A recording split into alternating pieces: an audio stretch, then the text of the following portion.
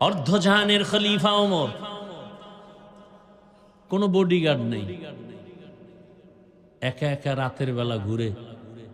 আমার জনগণের কি হালাত, আর আমাদের নেতাদের কি হালাত। ভোট পর্যন্ত পায়ে ধরতে গিয়া রাতে ঘুমাবে না, কিন্তু চেয়ারে বসলে সারা বছরে আর খুঁজে পাওয়া যাবে না। আমি এক প্রার্থীর কই, এই মিয়া, এই জনগণের পিছনে যেই পরিমাণ ঘুরেন, এর 100 ভাগের মাত্র 5 ভাগও যদি আমার মাওলার কাছে ভোর রাইতে একটু কালেকশন করতে, তো বিজয়ের মালা তো আপনারটা কেউ নিতে পারত না। নামাজও পড়ে না, মনে করছে জনগণ সব উল্টায় দিবে, মাওলার সাথে সম্পর্কের কোনো দরকার নেই।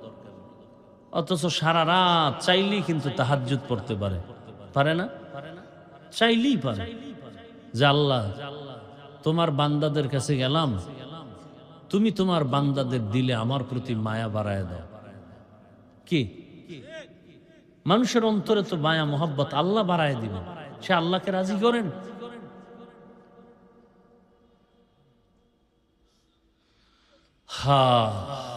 ওমরে ফারুক ঘুরে ঘুরে দেখে কি হালাত। এক পাহাড়ের পার্শ্বে গিয়া দেখে বাগানের মধ্যে একটা ঝুপড়ি বাতি জ্বলতেছে। ওমর একা একা সামনে আগাইয়া দূরত্ব বজায় রেখে দাঁড়ানো। হঠাৎ ওমরে ফারুক রাদিয়াল্লাহু আনহু শুনতেছেন ঘরের মধ্যে মহিলাদের কণ্ঠের আওয়াজ। মা তার মেয়েকে ডেকে বলে, ও সন্তান, আগামীকাল বাজারে দুধ বিক্রি করতে নিবি, গাভীর দুধ পানি বেশি দিয়ে নিস। মেয়ে বলে, ওমর যদি খবর পায় কল্লা ফালায় দিবে। ওমর কই? ঘরের পাশে। মা কয়, ওমর দেখবে না। মেয়ে ডাক দিয়া কয়, ওমর যদিও দেখবে না, ওমরের আল্লাহ তো দেখবেন। ওমর এতটুকু শুই না চুপচাপ চলে গেছে। পরের দিন আদালতে ডেকে পাঠানেন ওই মেয়ে মা দনোজনকে, আমার আদালতে আনো। দনোজনকে আদালতে হাজির করার জন্য যখন লোক চলে গেল, খবর শুনেই দনোজন কান্না শুরু করছে। ওমর ডাকছে, মনে হয় আজ আমার ফাঁসি ছাড়া কোনো উপায় নাই। কারণ ওমর অন্যায়ের কাছে মাথা নত করে না। মাও কাঁদে, মেয়েও কাঁদে। আমাদের এই দুঃখের সংসার, বাজারে দুধ বিক্রি করে সংসার চালাই, আজ ওমর বুঝি ডাকছে আমাদের মেরে ফেলার জন্য। কারণ ওমর কথার আগে তরবারি রেডি। যখন দনোজন কান্না করলে কি হবে, যেতেই হবে, যেহেতু অর্ডার এসে গেছে, আর থাকা যাবে না। ওমরের আদালতের পার্শ্বে কানতে কানতে গিয়া ওমরে ফারুক রাদিয়াল্লাহু তাআলা আনহু আওয়াজ দিয়া কয়, মা কাঁদবেন না, আমি ওমরের আদালত জুলুমের আদালত না, এটা ইনসাফের আদালত, কোনো ভয় নাই। আমার এখানে কোনো জুলুম নাই, সব ইনসাফ। ভয় পাইবেন কেন? ভয় পাইেন না, আপনাকে সর্বোচ্চ সম্মান দিতে ডাকছি। মেহমানদারি করালেন। ওমরে ফারুক বললেন, আম্মা জান, আপনার কপাল কেন এত ভালো? জমিনের মধ্যে তো আপনি চাঁদ কপালওয়ালা। আপনার ঘরে এমন এক মুক্তার দানা পাইছেন, আপনার মেয়ে হলো একটা মুক্তার দানা। আল্লাহর ভয় তাকওয়া তার অন্তরে এত বেশি।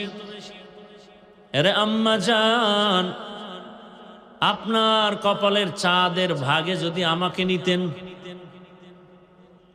মা বুঝেন না, চুপ করে আছে। ওমর বলে, আপনার ওই চাঁদের আলোকিত সন্তান মেয়েটাকে আমি ওমরের ছেলের বউ বানাতে চাই। আমি ওমরের ছেলের বউ বানাতে চাই। খুশি না বেজার? কি এর কান্না? এইবার আবার কান্না দিছে, খুশির কান্না। এতক্ষণ ছিল ভয়ের কান্না, এখন খুশির কান্না। এবার আল্লাহর বান্দি কান্না বন্ধ করে বলে, আলহামদুলিল্লাহ, এবার তার মেয়েটা ওমরের সন্তানের বউ হয়ে গেল বিবাহের বন্ধনে। আর এই মেয়ের গর্ভধারায় আসছে আর একটা চাঁদের আলো, ওমর ইবনে আব্দুল আজিজ। আর এক চাঁদের আলো, ওমর ইবনে আব্দুল আজিজের ইতিহাস পড়লে আশ্চর্য হয়ে যাবে। মুসলমান বিজয় কেন? অস্ত্রের কারণে? আমরা সব ফকিন্নি। মুসলমানের টাকা নাই, বাড়ি নাই, গাড়ি নেই, অস্ত্র নাই, কিন্তু সারা দুনিয়ার মাস্তান সন্ত্রাসী অস্ত্রধারীরা সব গোষ্ঠী শুদ্ধ ভয় পায় এই মুসলমানকে। ইহুদির crore crore crore billion trillion dollar ব্যয় করে মুসলমানকে ধ্বংস করার জন্য। কারণ কি? আমরা তো কাউকে মারি না। কই, আমাদের আলেমরা তো হিন্দুদেরকে গালি দেয় না, খ্রিস্টানদেরকে গালি দেয় না, বয়ান তো করি আপনাদেরকে। এরপরও সব বেঈমানরা ভয় পায় কেন? এই হুজুরগো কথা শুনলেই এক দলের মাথা গরম। কি হুজুরগো বাড়ি নেই, গাড়ি নেই, অস্ত্র নাই, মসজিদ ইমামতি করে, মাদ্রাসায় পড়াইয়া টুকটাক চলে। এরপরও বিএমপির ভয় হুজুর, আওয়ামী লীগের ভয় হুজুর। কারণ কি? বলে এদের কাছে এমন একটা অস্ত্র আছে যেটা আর কারো কাছে নাই। সেটা হলো এরা জীবন দিতে পারে কিন্তু অন্যায়কে সাপোর্ট দিতে পারে না।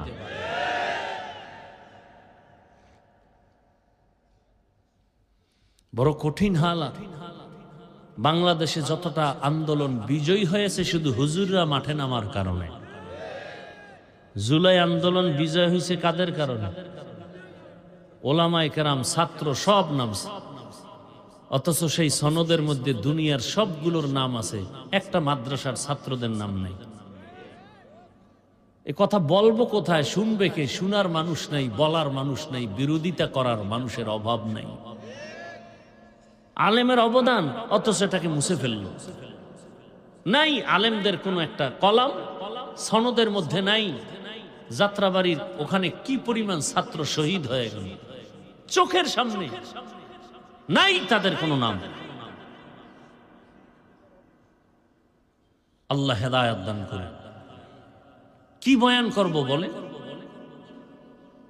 যাদের নামটা সুদের খাতায়, এরা হজ করলে কবুল হবে না, দান করলে কবুল হবে না, নামাজ পড়লে কবুল হবে না, জিকির করলে কবুল হবে না, তেলাওয়াত করলে কবুল হবে না। কি বয়ান করব বলে?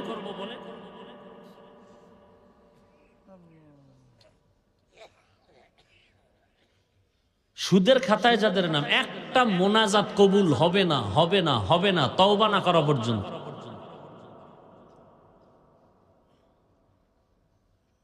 তা আপনি সারা জীবন সেজদা দিয়ে কপালে দাগ ফলাইলে লাভ কি? যদি আপনার ছেলে হারাম টাকা কামাই করে দেয় আর আপনি পেট ভরে খান।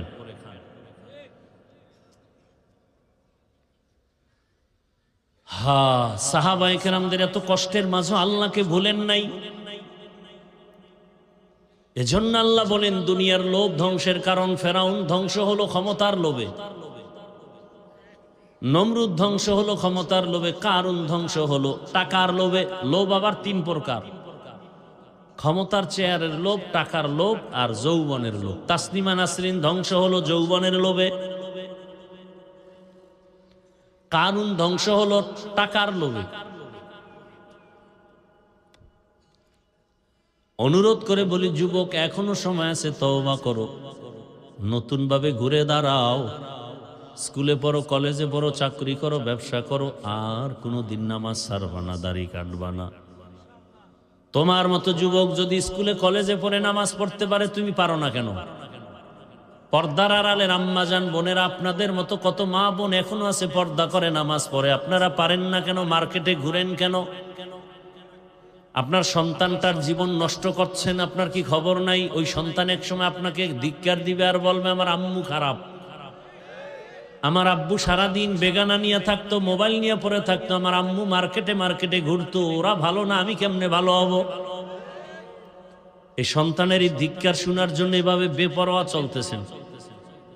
অনুরোধ করি এখনো তওবা করেন, ভালো একটা সন্তান দুনিয়াতে রেখে যান, ভালো ডাক্তার রেখে যাবেন, নামাজ পড়বে, রুগী দেখবে, তেলাওয়াত করবে, মা বাবার জন্য দোয়া করবে। অনুরোধ করে বলি তওবা করে নেন, আর মনে মনে তওবা করেন, আল্লাহকে বলেন হে মালিক, আর দাড়ি কাটবো না, নামাজ ছাড়বো না, বেপরদায় চলবো না, মা বাবার সাথে বেয়াদবি করবো না, শিক্ষকের দোয়া নিয়ে, উলামায়ে কেরামের দোয়া নিয়ে, নবীজির সুন্নাত আদর্শ অনুযায়ী জীবন চালাবো। তওবা করার মতো যদি কারো নিয়ত হয়, দুটো হাত আমার আল্লাহকে দেখায়া দেয়।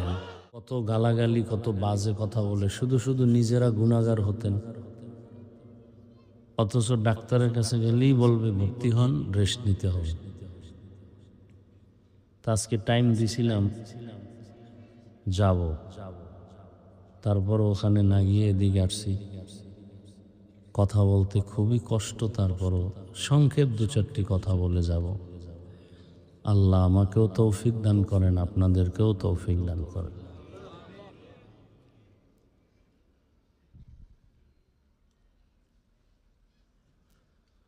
আল্লাহ, যে আয়াত ও হাদিস আমি তেলাওয়াত করছি, ইখলাস ও রুহানিয়তের সমন্বয়, সহি নিয়তে সহি তরিকায় কিছু কথা বলার মতো, শুনবার মতো আল্লাহ আমাকে আপনাদের সকলকে তৌফিক দান করেন। ইয়া আইয়ুহাল্লাযীনা আমানুত্তাকুল্লাহ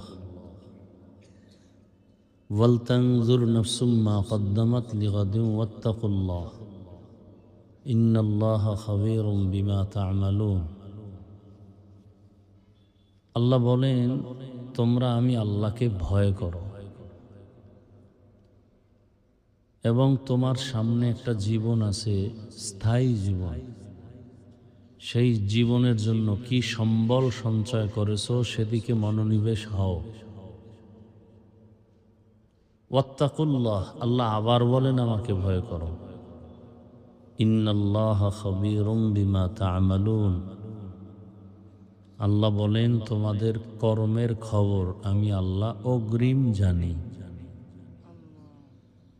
নবীজি বলেন, হুব্বুদ দুনিয়া রাসু কুল্লি খাতিআ, দুনিয়ার লোভ, ভালোবাসা, মোহাব্বত সব ধ্বংসের কারণ। আয়াত ও হাদিসের তরজমা শেষ। সংক্ষেপ কিছু ব্যাখ্যামূলক কথা।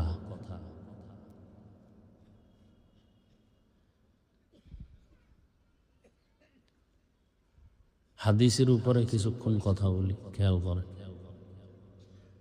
নবীজি বলেন, দুনিয়ার লোভ, ভালোবাসা, মোহাব্বত সব কিছু ধ্বংসের কারণ। কথার একটু জবাব দিয়েন আল্লাহর ওয়াস্তে।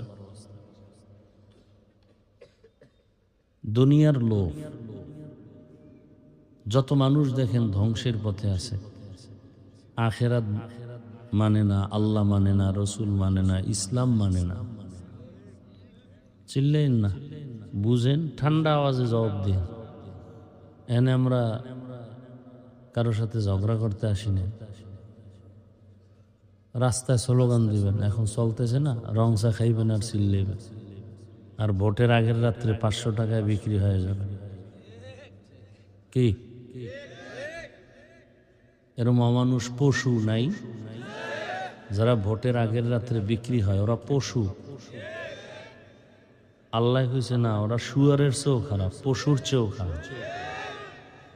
উলাইকা হুম শাররুল বারিয়া। মানুষ টাকায় বিক্রি হয় না, টাকায় বিক্রি হয় পশু, চরিত্রহীন অমানুষ। পশুরও তো দাম আছে। শেরপুর বাজারে ভালো মানের একটা মুরগি কিনতে গেলে 800 থেকে 1000, ভালো মানের একটা ছাগল কিনলে 20,000, ভালো মানের একটা গরু কিনলে 1 লাখ প্লাস। আর আপনারা বিক্রি হবেন ভোটের আগের রাত্রে 500 টাকায়। তার মানে ছাগলের সমান দামও আপনার নাই, মানে আপনি ছাগলের চেয়েও খারাপ, মানে গরুর চেয়ে খারাপ, মানে কুত্তার চেয়ে খারাপ, শুকরের চেয়ে খারাপ। এই হলো বিবেক। এবার শুনেন দলিল। আল্লাহ কি বলছেন? যেই মানুষগুলো নিজের মানুষত্ব ধরে রাখে না, আল্লাহ তাদের ব্যাপারে বলেন সূরা আরাফ 9 পারা, ওয়ালাকাদ যারানা লিজাহান্নামা কাসীরাম মিনাল জিন্নি ওয়াল ইনসি লাহুম কুলুবুল লা ইয়াফকাহুনা বিহা ولهم أعين لا يبصرون بها ولهم آذان لا يسمعون بها أولئك كالأنعام بل هم أضل أولئك هم الغافلون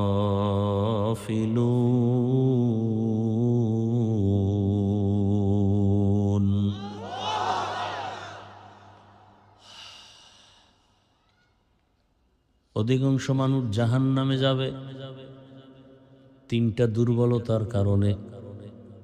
যেই মানুষগুলোকে আমি আল্লাহ গবেষণা করার জন্য কলব দান করেছি, কলব গবেষণা করবে এত সুন্দর আসমান বিনা কুটিতে কে টানায় রাখলো, গবেষণা করবে একা একা। একই মায়ের গর্ভ থেকে 5টা সন্তান আসছি, কারো চেহারার সাথে কারো মিল নেই, কারো কণ্ঠের সাথে কারো কণ্ঠের মিল নাই। আমি ঘুমায়ে গেলে আমাকে সজাগ আমার যিনি করে দেন, মরা হয়ে যায় ঘুমের মধ্যে, আমি মরা না। ঘরের চুরি করিয়া কানের অলংকার টাইনা সরে নিয়ে যায়, টের পায় না, কেমন মরা মরছে। আল্লাহ বলেন আমি তোরে সজাগ না করলে কেউ সজাগ করতে। গবেষণা করবে। এই যে খানা খাইতেছি, খানা এত মজা, কাঁঠাল এত মজা, মাছ এত মজা, গোশত এত মজা, তরকারি এত মজা, এগুলো দুনিয়ার কেউ দিতে পারে না। মজা দিছেন যিনি, তার কাছে গবেষণা করে করে তার কাছে মাথা নত করবে। টাকার কারণে কোনো বেঈমানের কাছে মাথা নত করবে না। 2 নম্বর দুর্বলতা, আমি দেখার জন্য চক্ষু দিছি, দেখে না। কথা কি করে? হ্যাঁ দেখে, কি দেখে? উল্টা পাল্টা। দেখার জন্য বলেছি মা বাবাকে দেখবা সওয়াব, ওলামায়ে আহলে হকরে দেখবা সওয়াব, কোরআন খুলিয়া তাকায় তাকায় দেখবা সওয়াব, বাইতুল্লাহ তাকায় দেখবা সওয়াব, আল্লাহর কুদরতের নিদর্শন দেখবা সওয়াব। ওই মানুষগুলো আসলে মা বাবাকেও ভালোবাসার নজরে দেখে না, আলেমও দেখে না, কোরআনও দেখে না, বাইতুল্লাহও দেখে না। সময় পেলেই মোবাইলটা খুলিয়া শুধু গুনাহ দেখে, গুনাহ আর গুনাহ, শুধু গুনাহ দেখে। কি দেখে? গুনাহ দেখে। চোখের গুনাহ, হাতের গুনাহ, জবানের গুনাহ, অন্তরের গুনাহ, শুধু গুনাহ আর গুনাহ। 3 নম্বর দুর্বলতা, আমি ওরে কান দিছিলাম শোনার জন্য। কি শুনবে? আজানের আওয়াজ, কোরআন তেলাওয়াতের আওয়াজ, উলামায়ে কেরামের কোরআন সুন্নাহ ভিত্তিক বয়ানের আওয়াজ। কিন্তু বান্দা শুনে গীবতের আওয়াজ, গানের আওয়াজ, মিথ্যা কথার আওয়াজ, গালির আওয়াজ। এবার কি মানুষগুলো কেমন? দেখতে মানুষ কিন্তু ভিতরটা কেমন জানো? আল্লাহ কয় উলাইকা কাল আনআম, এরা চতুষ্পদ জানোয়ারের মতো। গরুরে যদি বলেন এই গরু খবরদার, তোর আমার আন্ডারে যে খানা আছে এটা খাবি, পরেরটা খাবি না, শুনবে? কান আছে না গরু, এরপরও কিন্তু শুনে না, ওর মতো চলে। আল্লাহ কয় যে মানুষটার মধ্যে আমি ভালো মন্দ যাচাই করার বিবেক দিলাম, ভালোটাকে গ্রহণ করবে, খারাপটাকে বর্জন করবে। এগুলো যারা করে না, আল্লাহ করা দেখতে মানুষ কিন্তু ভেতরটা কুকুরের চেয়েও খারাপ, কুকুরের চেয়েও। চতুষ্পদ জন্তু না, বলে বালহুম আদাল, এর থেকেও খারাপ। এরপর আল্লাহ শেষ করে না, আরো একটা বাক্য বলছেন উলাইকা হুমুল গাফিলুন, এরা জাহান্নামী। হ্যাঁ, অনেকে মনে করে হুজুর গো এগুলি বয়ান, এটি কি আমাদের জন্য? এবার আমি যদি আপনাকে ধরাই দিই, এরপর তো মানবেন না, ঘাড় তেরা না। আপনাদের লাইনে একটা যুবক ছেলে, এই যুবকেরা ভুলে গেছো, মাত্র কয়েক সপ্তাহ হইল তোমাদের লাইনের যুবকটা রক্তের ফোঁটা জমিনে ফালাইয়া গোটা দুনিয়াটাকে আলোড়ন তৈরি করে চলে গেল।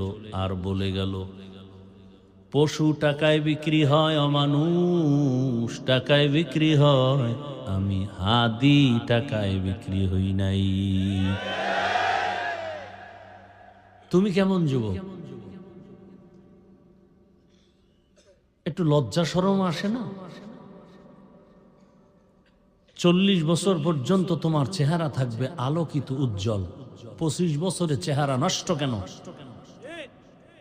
তোমার চেহারার দিকে আকর্ষণ নাই, তাকাইলে মায়া লাগে না, কারণ কি? কি পরিমাণ অপরাধ করেছো, অন্যায় করেছো। 1500 বছর আগে রঈসুল মুফাসসিরিন আব্দুল্লাহ ইবনে আব্বাস রাদিয়াল্লাহু তাআলা আনহু বলেছেন, মানুষ গুনাহ করতে করতে যখন সীমা লঙ্ঘন করবে তখন তার উপরে নগদ শাস্তি আসবে 5টা। বুঝেন কথা, বুঝেন?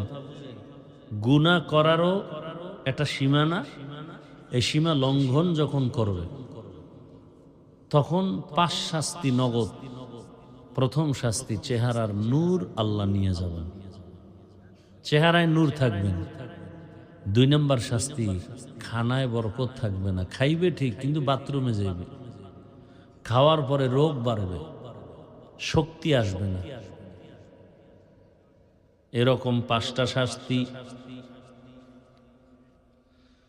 ওই ছেলেটার কথা কি ভুলে গেছো যুবক? রাস্তা দিয়ে হাঁটতেছে, মানুষ এসে এসে ইচ্ছা করে টাকা দেয়। এই ফেসবুকের গোলামেরা, দেখো নাই 50,000 টাকার বান্ডিল, ইন্তেকালের পরে তার অ্যাকাউন্ট চেক করে দেখা হলো কোটি কোটি টাকা জমা হয়ে গেছে। যুবকরা বলো, ওই ছেলে কোনোদিন লাইভে এসে টাকা চাইছে? হ্যাঁ? আর তোর চরিত্র কত খারাপ! সারা রাত মোবাইলে গুনাহ করবি, এমবি নাই, পাগল হয়ে গেছো। এমবি পাই কই, টাকা লাগবে, খুঁজা খুঁজা বের করছো। মায়ের টাকা, বাবার টাকা চুরি করো। তুই কত নিকৃষ্ট সন্তান যে বাবার টাকা চুরি করো, মায়ের টাকা চুরি করো। তোর মা বাবাকে ধ্বংস করার জন্য তৃতীয় আর কাউকে দরকার নাই, তুই যথেষ্ট। তোর মতো একটা অসৎ সন্তান যথেষ্ট। আল্লাহ হেদায়েত দান করো। ভাই, আমি কাউকে আঘাত করার জন্য বলি না, আমি আপন বানানোর জন্য বলতেছি। আমি সবার কল্যাণ চাই, শান্তি চাই, সবাই যেন শান্তিতে জীবন যাপন করে আখিরাতমুখী হয়ে যায়। তার মানে আপনাকে বড় হুজুর পাগড়িওয়ালা হতে হবে, আমি কিন্তু এটা বলি না একবারও। আমি কওমি মাদ্রাসার সন্তান, একবারও বলি নাই তুমি স্কুল বাদ দিয়া কওমি মাদ্রাসায় যাও। আমি তাবলিগের লাইনের সন্তান, একবারও বলি নাই তাবলিগে যাও। আমি পীরের মুরিদ, কিন্তু একবারও বলি নাই তুমি পীরের কাছে যাও। আমি শুধু পীরের মুরিদ না, বরং সারা বাংলাদেশে চ্যালেঞ্জ দিয়া দিছি, যারা বলে আমরা পীর মুরিদি ওলিয়া উলিয়া মানি না, ওরা কোরআন মানে না, বুখারী মানে না, ওরা ভণ্ড। ওদের যারা ভণ্ড বলে না তারাও ভণ্ড। চ্যালেঞ্জ দেওয়া, যারা বলে আমরা পীর মুরিদি ওলিয়া উলিয়া মানি না, এরা কোরআন মানে না, বুখারী শরীফ মানে না, এরা বাতেল। এদেরকে যারা বাতেল বলে না তারাও বাতেল। কিন্তু আমি এখানে একবারও বলছি পীরের কাছে যাও না। ওই লাইনে বয়ান করার আমাদের ওলামায়ে কেরাম যথেষ্ট আছে, আলহামদুলিল্লাহ। শুধু তাই না, আমার দেশে মাওলানা মুফতি মুহাদ্দিসের অভাব নাই।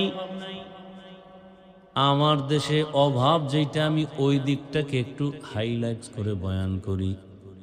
আমার দেশে আদর্শবান ডাক্তারের বড় অভাব, আদর্শবান ইঞ্জিনিয়ারের অভাব, আদর্শবান প্রফেসরের অভাব, আদর্শবান ওসি ডিসি এসপি সাহেবদের বড় অভাব। আজ যদি আমার বাংলাদেশের প্রত্যেকটা থানা জেলার ওসি ডিসি এসপি যদি 5 ওয়াক্ত নামাজি হইতো, আল্লাহর ভয় থাকতো, কোনোদিন ময়দানে ময়দানে গ্রামে গ্রামে কোরআনের বয়ান চলতো, কোনো সুদখোরের পেছনে অনুমতি নেওয়ার প্রয়োজন হতো না। কি ওয়াজ হবে, কোরআনের বয়ান হবে, মানুষকে ভালো বানানোর বয়ান, এখানে অনুমতি কি? কিসের অনুমতি? দুনিয়ার সব আকাম চলে, কোরআনের বয়ান চললে অনুমতি। এই সব দোষ আপনাদের, সব আপনাদের দোষ। আঙ্গুলটা নিজের দিকে দেন। ওই ভোটের আগে যদি বিক্রি না হইতেন তাহলে বুক ফুলায় কথা বলতে পারতেন। চোরের মতো থাকেন, নেতার বিরুদ্ধে কিছু বলতে পারেন না। সুদখোর 24টা ঘন্টা তার মায়ের সাথে জেনার গুনাহ অল টাইম। আর হে মসজিদের দায়িত্বে যদি আসে তো গজব আসবে না? কি আসবে? আপনারা বানাইছেন না, টাকা খাইছেন, কিছু কইতে পারেন না। যেই চোরারা শ্বশুর বাড়ির থেকে যৌতুক খায় ওরা আজীবন বউয়ের গোলাম হয়ে পা চাটে, কথা বলতে পারেন। এরকম চোর নাই? আল্লাহ হেদায়েত দান করেন।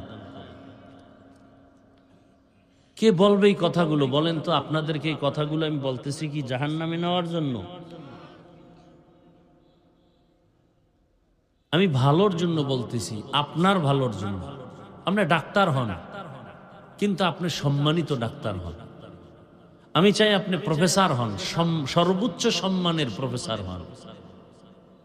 গোটা দুনিয়ার মানুষ ওই লোকটাকে কে চেনে না? ডাক্তার জাকির নায়েক। কি টাকার গরম, ক্ষমতার গরম? আমগো দেশের তাসলিমা নাসরিনও তো একজন MBBS ডাক্তার, তো জুতা খাইয়ে বিদেশ গেল কেন, পালাইলো কেন? শুধু ডাক্তার না, তাসলিমা নাসরিন কোরআনের তাফসির পড়ে, ব্যাখ্যা করে আর আল্লাহর ভুল ধরে। তো জাকির নায়েক সাহেবও ডাক্তার, তাসলিমাও। জাকির নায়েকের জন্য গোটা দুনিয়া পাগল কেন? টাকার গরমে না, ক্ষমতার পাওয়ারে না, একমাত্র সুন্দর চরিত্র, নৈতিক আদর্শের কারণে।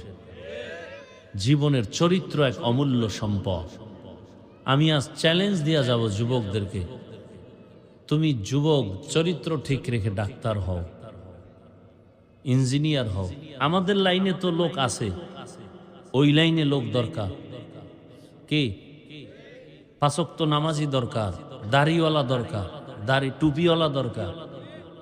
দাড়ি টুপি কি কোনো ফিসাবের নিয়ম না রসুলের আদর্শ? আপনি রসুলের কেমন উম্মত যে আপনাকে দাড়ির জন্য আলাদা বয়ান দিতে হচ্ছে? আপনি কেমন রসুলের মোহাব্বতের উম্মত যে টুপির জন্য আপনাকে আলাদা বয়ান দিতে হয়?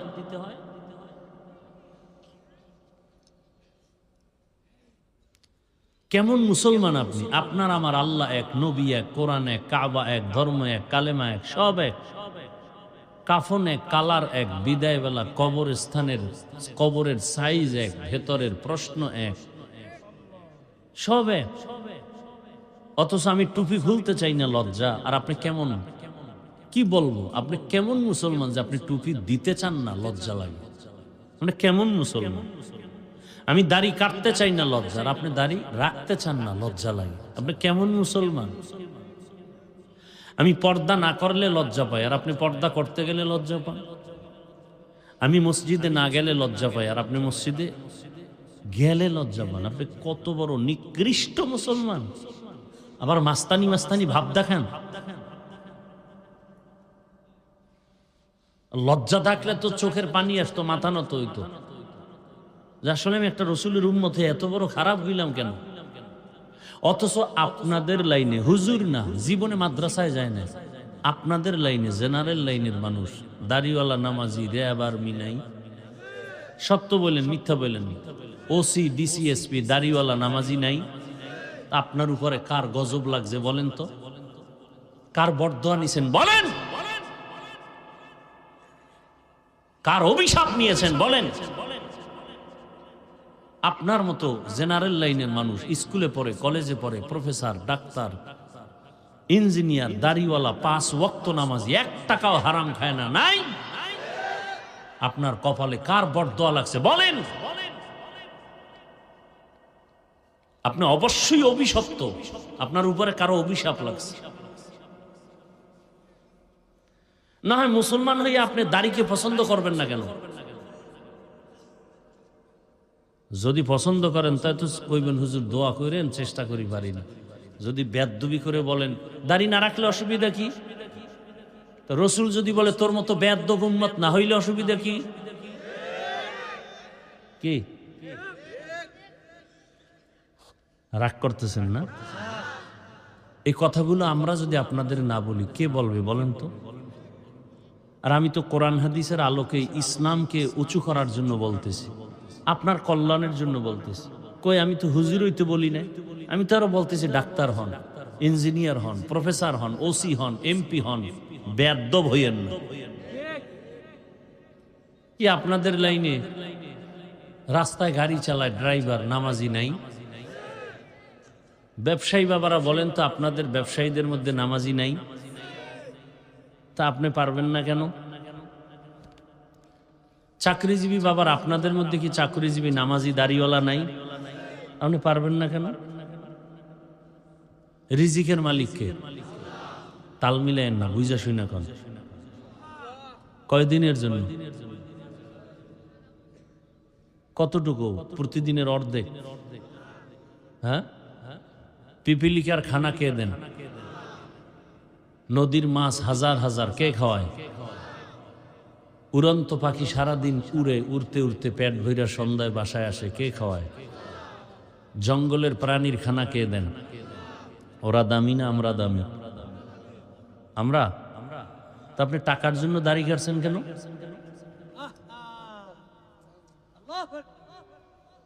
জিগাইলে তো একটা জবাবই দিবেন যে হুজুর চাকরি থাকে না। তো যেই চাকরি করতে গেলে দাড়ি রাখা যায় না, সে চাকরি করবেন কেন? কি আপনি চাকরির রিজিকের মালিক? কোটি কোটি জঙ্গলের প্রাণীর খানা যদি আমার আল্লাহ দিতে পারে, আমরা তো আরো দামি, আমাদেরকে আল্লাহ দিবেন না? আপনার অন্তর এত ছোট কেন? মিডা লাগায় কথা শুনতে আইছেন না?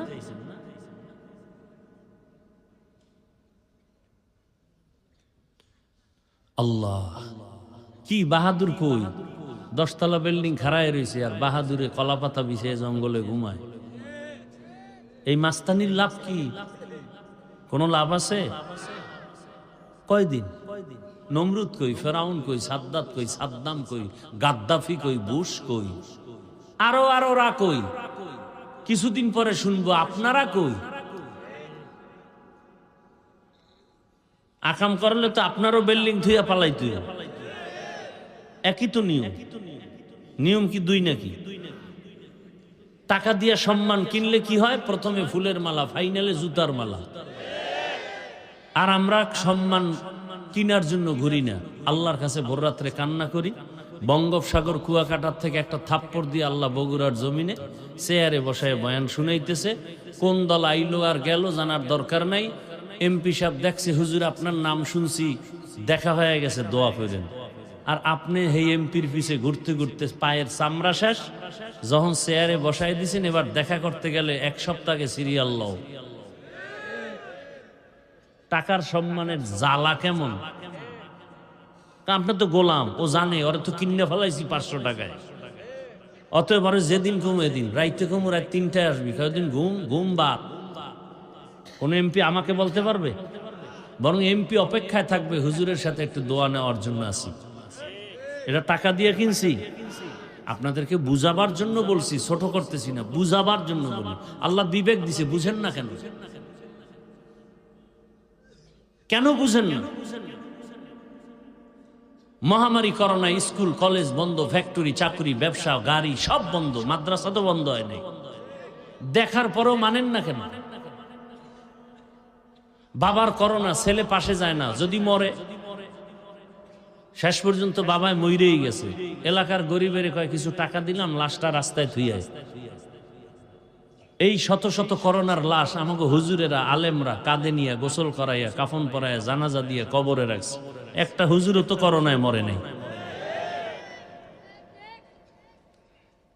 এগুলো চোখের সামনের কথা, তো গাইবী বয়ান না, এত নগদ বয়ান।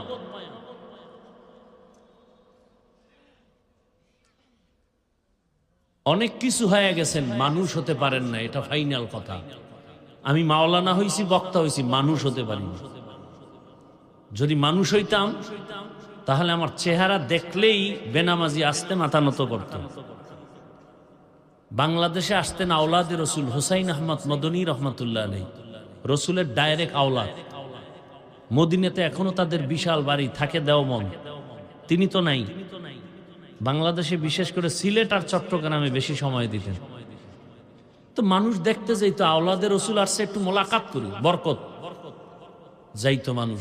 দুই শ্রেণীর মানুষের সামনে হুজুর হাত দিতেন না, ওরা হাত দিলেও হুজুর ফিরাই দিতেন আর বলতেন এই দুশ্মন।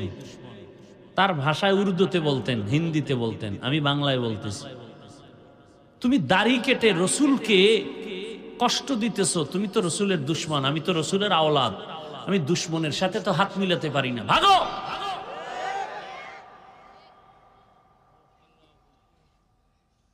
আর এক শ্রেণীর মানুষের সাথে হুজুর হাত মিলাতেন না আওলাদের রসুল, যারা সাহাবায়ে কেরামের বিরোধিতা করে, এরাও রসুলের দুশ্মন। কোনো সন্দেহ নাই, সন্দেহ করলে গুনাহ হবে। এই দুই শ্রেণীর মানুষের সাথে আওলাদের রসুল হাত মিলাতেন না, এরা ছিলেন মানুষ। আর আমি মাওলানা বক্তা হইছি ঠিক, মানুষ হতে পারিনি। আচ্ছা বলেন তো, জান্নাতের টিকিট পেয়েছেন কতজন সাহাবা? এটা আজকে শুনলেন? বলেন তো প্রথম সাহাবীকে? আবু বকর। দ্বিতীয়কে? তৃতীয়কে? চতুর্থ? এরকম কতজন? এদের ইতিহাস আজকে গুগলে সার্চ দেন, খোলাফায়ে রাশিদিনের ইতিহাস, বাংলায় চলে আসবে। দেখেন তো আবু বকরের ইতিহাস, সারা জীবন কান্না কান্না কান্না। ওমরের ইতিহাস কান্না কান্না কান্না। জান্নাতের টিকিট হাতে পেয়ে কাঁদলেন কেন? ঘটনা বলার সময় নেই। রসুল মসজিদে নববীর পার্শ্বেই ঘুমায় আম্মা জান আয়েশার হুজরা। নবী এশা পরেই ঘুমায় যাইতেন, কারোর সাথে কোনো কথা বলতেন না। আর নবীর ঘুম কি ছিল? চোখ বন্ধ, কলব খোলা।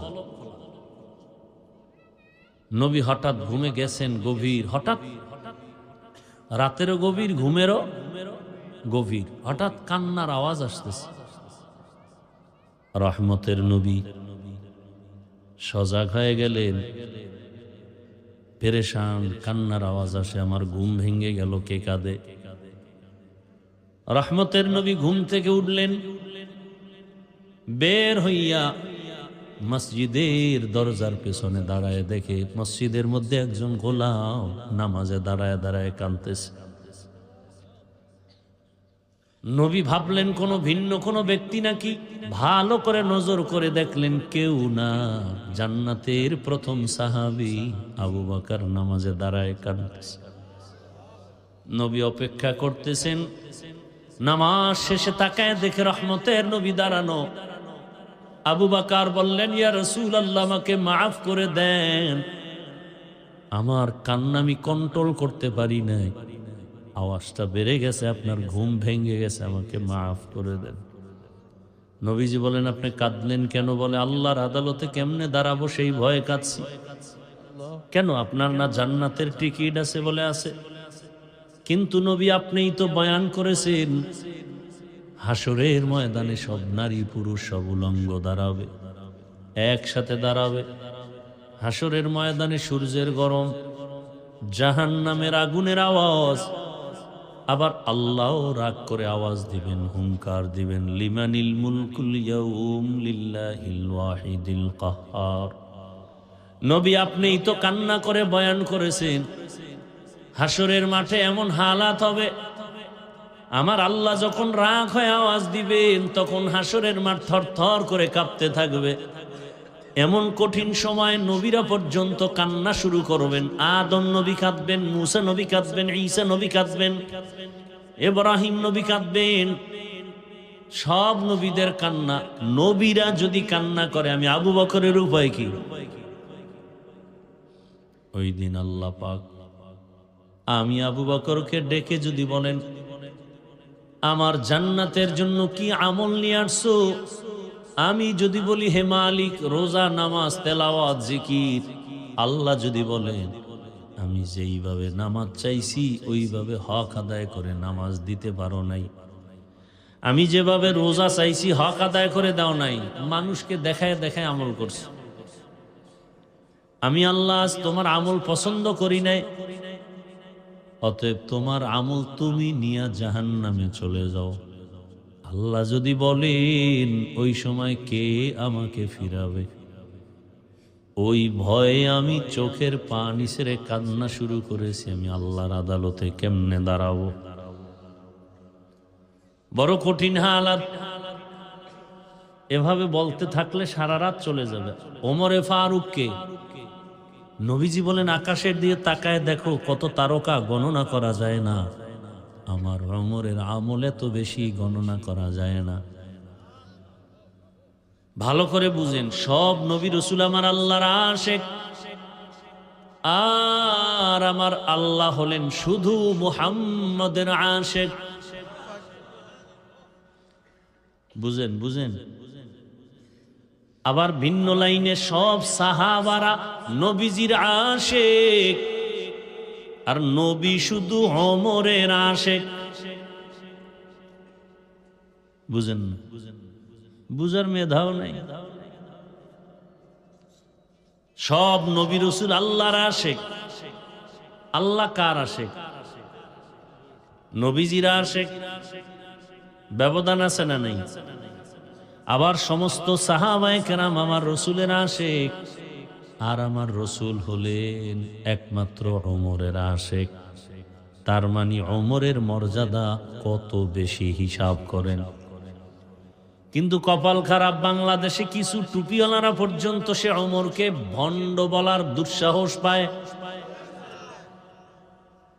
কত বড় বেয়াদব চিন্তা করেন। বেয়াদবির তো একটা সীমানা থাকা উচিত। ওমরে ফারুকের ঘটনা বললে রাত পার হয়ে যাবে। অর্ধজাহানের খলিফা ওমর, কোনো বডিগার্ড নেই, একা একা রাতের বেলা ঘুরে। আমার জনগণের কি হালাত, আর আমাদের নেতাদের কি হালাত।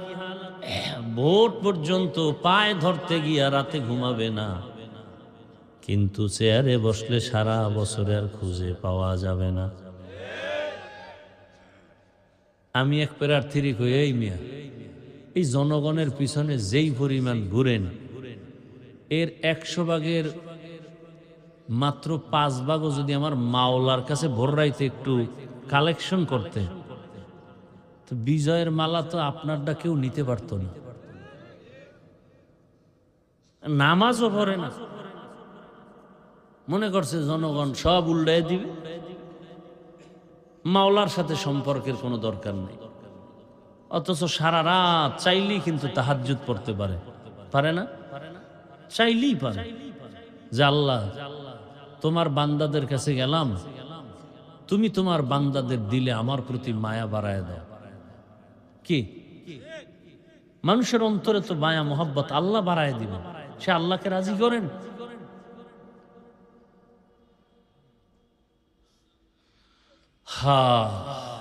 ওমরে ফারুক ঘুরে ঘুরে দেখে কি হালাত। এক পাহাড়ের পার্শ্বে গিয়া দেখে বাগানের মধ্যে একটা ঝুপড়ি, বাতি জ্বলতেছে। ওমর একা একা সামনে আগাইয়া দূরত্ব বজায় রেখে দাঁড়ানো। হঠাৎ ওমরে ফারুক রাদিয়াল্লাহু আনহু শুনতেছেন ঘরের মধ্যে মহিলাদের কণ্ঠের আওয়াজ। মা তার মেয়েকে ডেকে বলে, ও সন্তান, আগামীকাল বাজারে দুধ বিক্রি করতে নিবি, গাভীর দুধ, পানি বেশি দিয়ে নিস। মেয়ে বলে, ওমর যদি খবর পায় কল্লা ফালায় দিবে। ওমর কই? ঘরের পাশে। মা কয় ওমর দেখবে না। মেয়ে ডাক দিয়া কয়, ওমর যদিও দেখবে না, ওমরের আল্লাহ তো দেখবেন। ওমর এতটুকু শুই না চুপচাপ চলে গেছে। পরের দিন আদালতে ডেকে পাঠানেন ওই মেয়ে মা দনোজনকে, আমার আদালতে আনো। দনোজনকে আদালতে হাজির করার জন্য যখন লোক চলে গেল, খবর শুনেই দনোজন কান্না শুরু করছে। ওমর ডাকছে, মনে হয় আজ আমার ফাঁসি ছাড়া কোনো উপায় নাই।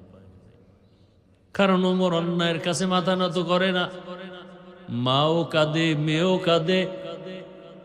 আমাদের এই দুঃখের সংসার, বাজারে দুধ বিক্রি করে সংসার চালাই, আজ ওমর বুঝি ডাকছে আমাদের মেরে ফেলার জন্য, কারণ ওমর কথার আগে তরবারি রেডি। যখন দুজন কান্না করলে কি হবে, যেতেই হবে, যেহেতু অর্ডার এসে গেছে, আর থাকা যাবে না। ওমরের আদালতের পার্শ্বে কানতে কানতে গিয়া ওমরে ফারুক রাদিয়াল্লাহু তাআলা আনহু আওয়াজ দিয়া কয়, মা কাঁদবেন না, আমি ওমরের আদালত জুলুমের আদালত না, এটা ইনসাফের আদালত, কোনো ভয় নেই, আমার এখানে কোনো জুলুম নাই, সব ইনসাফ। ভয় পাইবেন কেন? ভয় পাইবেন না, আপনাকে সর্বোচ্চ সম্মান দিতে ডাকছি। মেহমানদারি করালেন। ওমরে ফারুক বললেন, আম্মা জান, আপনার কপাল কেন এত ভালো? জমিনের মধ্যে তো আপনি চাঁদ কপালওয়ালা, আপনার ঘরে এমন এক মুক্তার দানা পাইছেন, আপনার মেয়ে হলো একটা মুক্তার দানা। আল্লাহর ভয় তাকওয়া তার অন্তরে এত বেশি। আরে আম্মা জান, আপনার কপালের চাঁদের ভাগে যদি আমাকে নিতেন। মা বুঝেন না, চুপ করে আছে। ওমর বলে, আপনার ওই চাঁদের আলোকিত সন্তান মেয়েটাকে আমি ওমরের ছেলের বউ বানাতে চাই, আমি ওমরের ছেলের বউ বানাতে চাই। খুশি না বেজার? কি এর কান্না? এইবার আবার কান্না দিছে, খুশির কান্না। এতক্ষণ ছিল ভয়ের কান্না, এখন খুশির কান্না। এবার আল্লাহর বান্দি কান্না বন্ধ করে বলে, আলহামদুলিল্লাহ। এবার তার মেয়েটা ওমরের সন্তানের বউ হয়ে গেল বিবাহের বন্ধনে। আর এই মেয়ের গর্ভধারায় আসছে আর একটা চাঁদের আলো, ওমর ইবনে আব্দুল আজিজ। আর এক চাঁদের আলো, ওমর ইবনে আব্দুল আজিজের ইতিহাস পড়লে আশ্চর্য হয়ে যাবে। মুসলমান বিজয় কেন? অস্ত্রের কারণে? আমরা সব ফকিন্নি। মুসলমানের টাকা নাই, বাড়ি নাই, গাড়ি নেই, অস্ত্র নাই, কিন্তু সারা দুনিয়ার মাস্তান, সন্ত্রাসী, অস্ত্রধারীরা সব গোষ্ঠী শুদ্ধ ভয় পায় এই মুসলমানকে। ইহুদির crore crore crore billion trillion dollar ব্যয় করে মুসলমানকে ধ্বংস করার জন্য। কারণ কি? আমরা তো কাউকে মারি না। কই, আমাদের আলেমরা তো হিন্দুদেরকে গালি দেয় না, খ্রিস্টানদেরকে গালি দেয় না, বয়ান তো করি আপনাদেরকে। এরপর সব বেঈমানরা ভয় পায় কেন? এই হুজুরগো কথা শুনলেই এক দলের মাথা গরম। কি হুজুরগো বাড়ি নেই, গাড়ি নেই, অস্ত্র নাই, মসজিদ ইমামতি করে, মাদ্রাসায় পড়াইয়া টুকটাক চলে। এরপরও বিএমপির ভয় হুজুর, আওয়ামী লীগের ভয় হুজুর। কারণ কি? বলে এদের কাছে এমন একটা অস্ত্র আছে যেটা আর কারো কাছে নাই। সেটা হলো এরা জীবন দিতে পারে কিন্তু অন্যায়কে সাপোর্ট দিতে পারে না।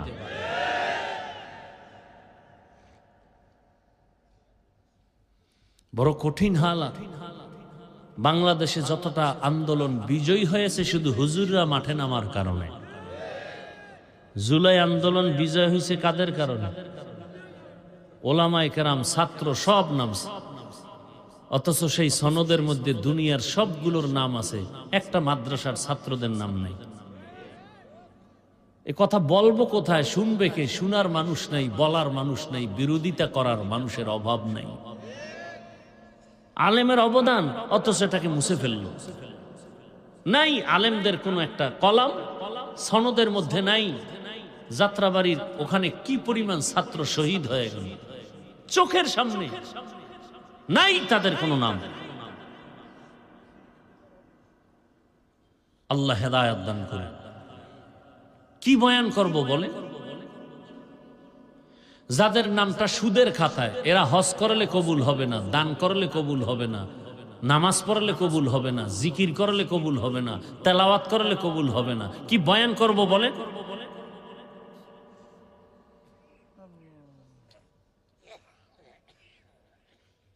সুদের খাতায় যাদের নাম, একটা মোনাজাত কবুল হবে না, হবে না, হবে না, তওবা না করা পর্যন্ত।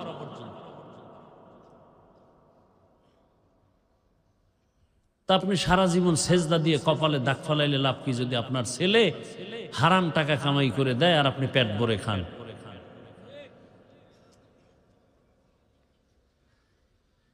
আহা, সাহাবায়ে কেরামদের এত কষ্টের মাঝে আল্লাহকে ভুলেন নাই। এজন্য আল্লাহ বলেন দুনিয়ার লোভ ধ্বংসের কারণ। ফেরাউন ধ্বংস হলো ক্ষমতার লোভে, নমরুদ ধ্বংস হলো ক্ষমতার লোভে, কারুন ধ্বংস হলো টাকার লোভে। লোভ আবার তিন প্রকার: ক্ষমতার চেয়ারের লোভ, টাকার লোভ, আর যৌবনের লোভ। তাসনিমা নাসরিন ধ্বংস হলো যৌবনের লোভে, কারুন ধ্বংস হলো টাকার লোভে।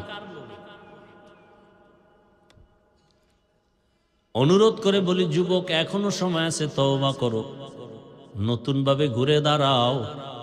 স্কুলে পড়ো, কলেজে পড়ো, চাকরি করো, ব্যবসা করো, আর কোনোদিন নামাজ ছাড়বা না, দাড়ি কাটবা না। তোমার মতো যুবক যদি স্কুলে কলেজে পড়ে নামাজ পড়তে পারে, তুমি পারো না কেন?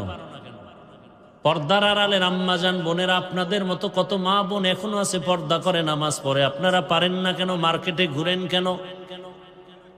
আপনার সন্তানটার জীবন নষ্ট করছেন, আপনার কি খবর নাই? ওই সন্তান এক সময় আপনাকে ধিক্কার দিবে আর বলবে আমার আম্মু খারাপ, আমার আব্বু সারাদিন বেগানা নিয়ে থাকতো, মোবাইল নিয়ে পড়ে থাকতো, আমার আম্মু মার্কেটে মার্কেটে ঘুরতো, ওরা ভালো না, আমি কেমনে ভালো হব?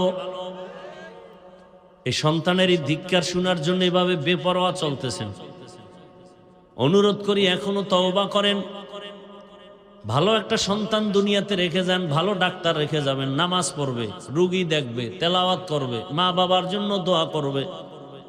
অনুরোধ করে বলি তওবা করে নেন, আর মনে মনে তওবা করেন, আল্লাহকে বলেন হে মালিক, আর দাড়ি কাটবো না, নামাজ ছাড়বো না, বেপরদায় চলবো না, মা বাবার সাথে বেয়াদবি করবো না। শিক্ষকের দোয়া নিয়ে, উলামায়ে কেরামের দোয়া নিয়ে, নবীজির সুন্নাত আদর্শ অনুযায়ী জীবন চালাবো। তওবা করার মতো যদি কারো নিয়ত হয়, দুটো হাত আমার আল্লাহকে দেখায়া দেন। আয় আল্লাহ, হাতগুলো কবুল করে নেন, তওবা কবুল করে নেন, তওবার উপরে মজবুত হইয়া চলার তৌফিক দান করেন, আমিন। অনেক কঠিন কঠিন কথা বলছি না? অনেকে কষ্ট পাইছেন, আল্লাহর রাস্তায় মাফ করে দিয়েন। আমি জান্নাতে নেওয়ার আশায় বলছি, আর কিচ্ছু না।